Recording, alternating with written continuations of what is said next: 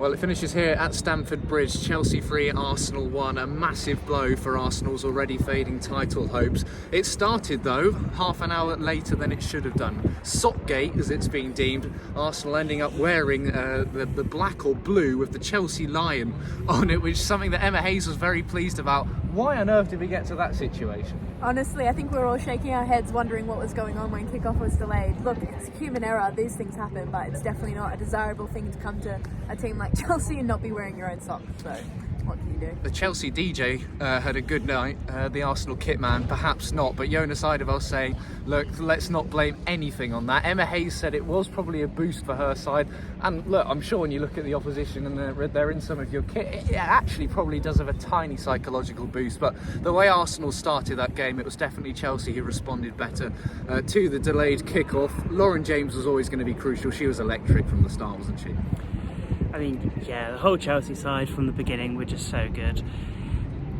Whether it was the issue with the kit, but Arsenal just seemed so flustered, they couldn't get up to Chelsea's pace, and yeah, after Chelsea's third, the game was essentially over by 35 minutes. Jonas Eidevall taking full responsibility in his post-match press conference, and defensive organisation is something he touched upon, and that was probably where that game was won and lost. Did he pick the right players, and who were the problems, I guess? Look, I think from the outset, looking at that team sheet, there was probably some questionable decisions. I think some obvious ones were those returning back from the Gold Cup. I think there's more of an issue where the players have been missing from injury, which in this case they haven't. They've been in form in the tournament. I think Emily Fox was a prime example of that, and I think that Arsenal did get caught out, especially in that fullback position.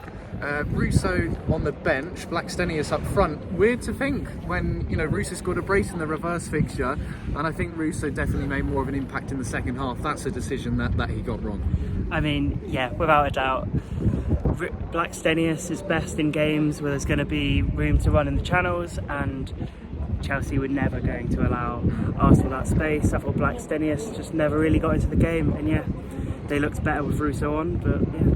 Chelsea's counter-attacking, I mean, they could have had so many goals tonight, couldn't they? And we never really saw if it was a low block, if it was a high press, what their sort of tactics were in defence, because they were just so dominant going forward. And there were mistakes we saw seen at the back, disorganisation that we've not seen for a while from Arsenal. Look, as an Aussie, Steph Catley and Caitlin Ford, it didn't work. I think you'll be the first to praise them, but it didn't work tonight. 100%. I think it's so often we see that left side link up work so well, and there were a lot of opportunities tonight where I think Catley specifically was caught out of position, and that's an error, maybe more so in management, but also in terms of something we should pick up on as the game goes on. And where does this leave Arsenal and the title race? Is it done now? Chelsea losing 2 games doesn't happen, does it?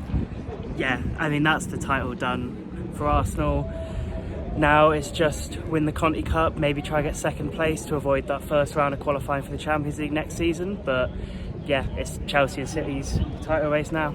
And where does that leave the Conti Cup as well? Because, it sort of dawned on me at full time, we've got to do this all again in a couple of weeks. Obviously, neutral venue, repeat of last year's final, but that's a massive psychological advantage now for Chelsea. I think it's a really precarious position, and when you're looking at coming off the back of such a defeat, it's hard to bounce back from something like that. But then you also reflect on Arsenal this time last season, having lost to Chelsea 2 weeks before the Conti Cup final, and how that played out. So I guess it's anyone's game when it's on neutral territory, but we'll see how that plays out. Well, whatever does happen in that Conti Cup final, I'm sure Arsenal will bring the right socks this time. It finishes here 3-1 to Chelsea.